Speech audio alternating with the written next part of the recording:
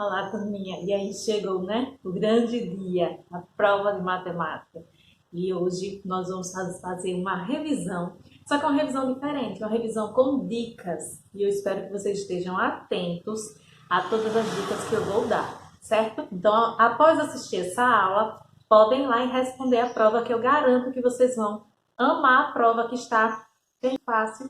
Vocês vão fazer com tranquilidade. Então, prestem bastante atenção, façam a leitura, a interpretação, não é?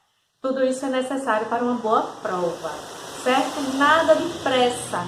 Respondam com calma, fazendo todo o passo a passo que eu já fui explicado durante esse conteúdo. Olá, turma, vamos lá para mais uma videoaula, só que essa é diferente, né?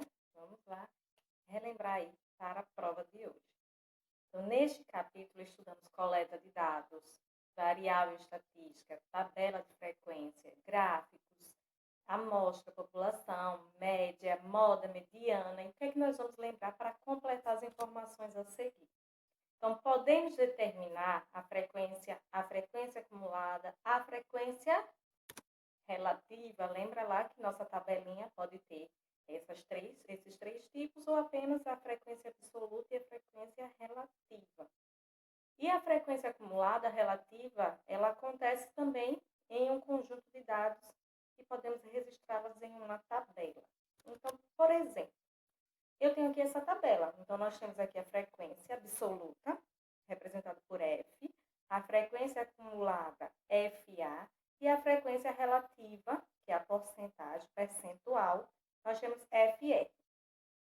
A frequência, vejam que para vocês calcularem, vocês precisam lá de um conjunto de dados.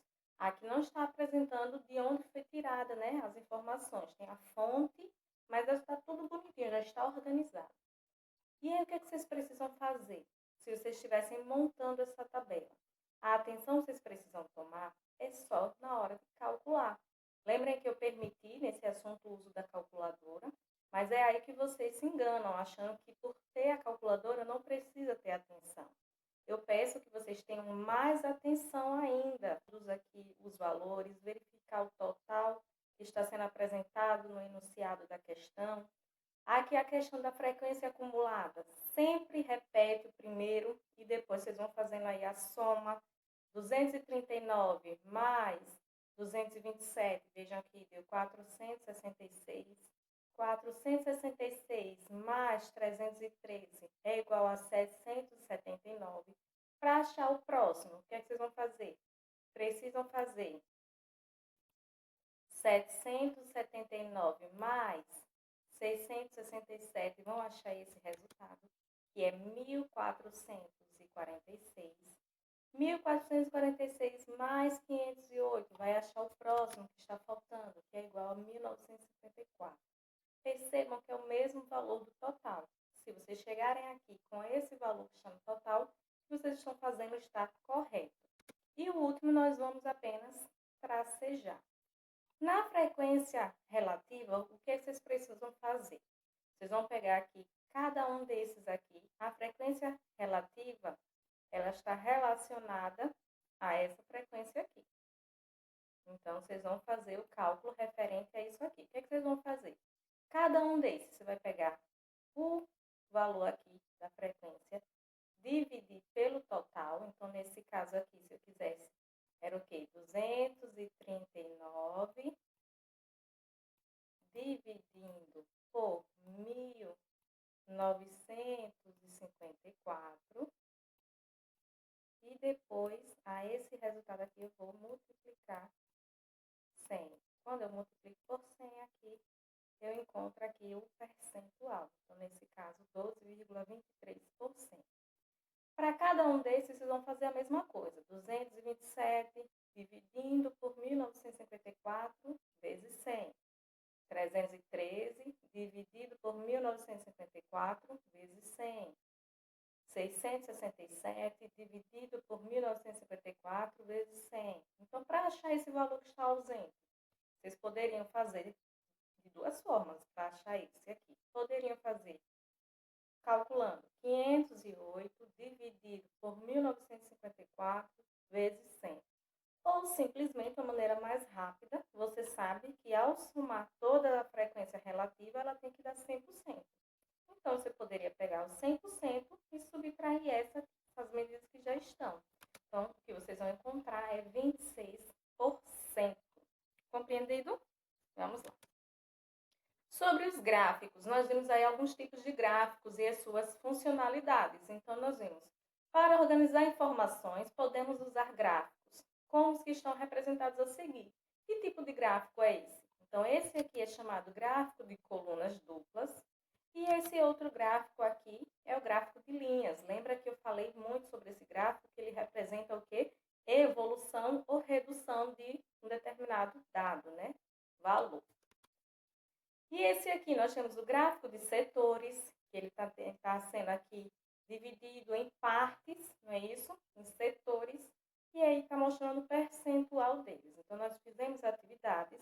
E a dica é que vocês prestem atenção aos exercícios que nós fizemos nos nossos encontros online. E esse aqui, que tipo de gráfico é esse? É um gráfico que apresenta imagens, figuras, então ele é chamado de pictograma.